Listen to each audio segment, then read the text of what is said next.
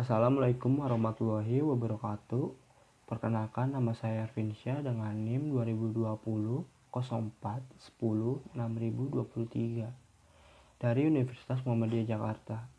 Pada kesempatan kali ini, saya akan menjelaskan karangan populer saya yang berjudul Bagaimana Cara Menghadapi Quarter Life Crisis pada Generasi Milenial.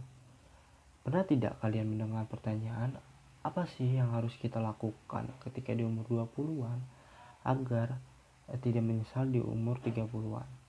Jika iya, mari kita bahas.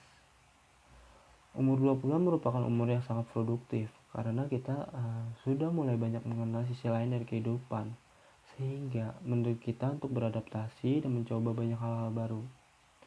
Umur ini juga umur yang sangat fleksibel karena dengan cukup bebas kita mengenal banyak hal dan semuanya atas keputusan sendiri. Beberapa orang mungkin memanfaatkan umur ini untuk meningkatkan berbagai macam kemampuan diri. Namun, beberapa terjebak dengan kebebasan, takut keluar dari zona nyaman, dan lain sebagainya. Dan akhirnya tidak bisa merencanakan apapun yang berujung membandingkan diri dengan orang lain dan mengalami overthinking.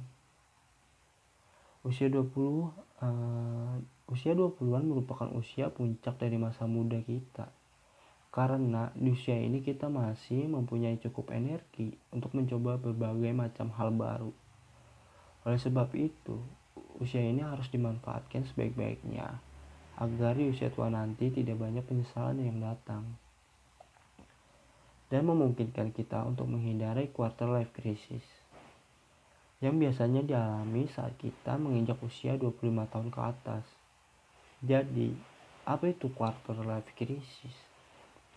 Quarter life crisis terjadi di umur 25 tahunan dan biasanya seseorang yang mengalami krisis ini akan merasa depresi, frustasi, cemas, dan kehilangan motivasi hidup karena merasa belum berbuat apa-apa di usia yang terbilang harus mapan.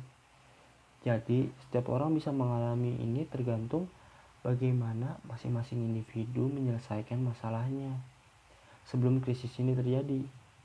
Jadi, apa sih yang harus kita persiapkan atau direncanakan untuk menghadapi quarter life crisis ini? Yang pertama adalah bijak finansial. Bijak finansial adalah bagaimana kita manajemen keuangan kita sebaik-baiknya dengan memilah penggunaan uang, di mana penggunaan uang dapat dibagi menjadi uang sehari-hari, uang darurat, dan uang tabungan atau sesuai dengan keinginan kita.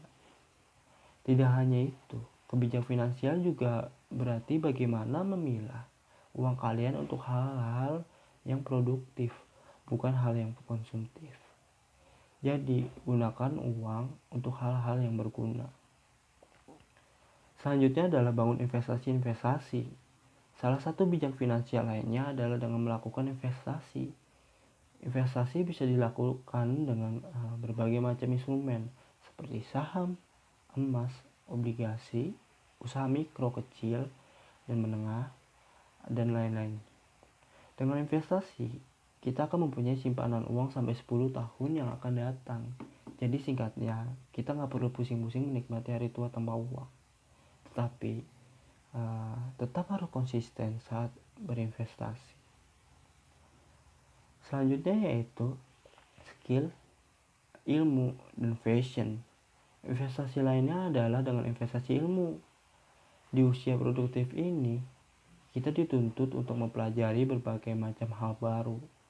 Kembangkan minat dan bakatmu untuk menjadikan itu sebuah passion dan memperoleh sebuah skill kalian.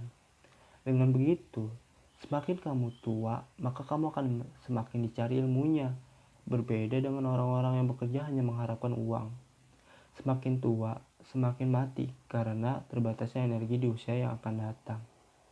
Sebab yang mereka jual hanyalah jasa, bukanlah ilmunya. Mungkin hal lain yang tidak kalah penting adalah menambah relasi. Namun, carilah relasi yang juga dapat membangun diri kita. Yang selanjutnya adalah buat rencana hidup jangan dipikirin, tetapi dijalanin. Banyak dari mereka membuat rencana hidup, tetapi dalam usaha mewujudkannya masih takut akan sebuah kegagalan. Jadi, kesimpulan yang kita dapat adalah bagaimana kita dapat mampu melewati masalah yang akan datang dengan mempersiapkan rencana-rencana untuk meminimalisir dampak dari quarter life crisis itu sendiri. Demikian presentasi yang saya sampaikan. Apabila terdapat kesalahan kata dan pengucapan yang kurang berkenan, mohon dimaafkan. Saya tutup presentasi kali ini. Wassalamualaikum warahmatullahi wabarakatuh.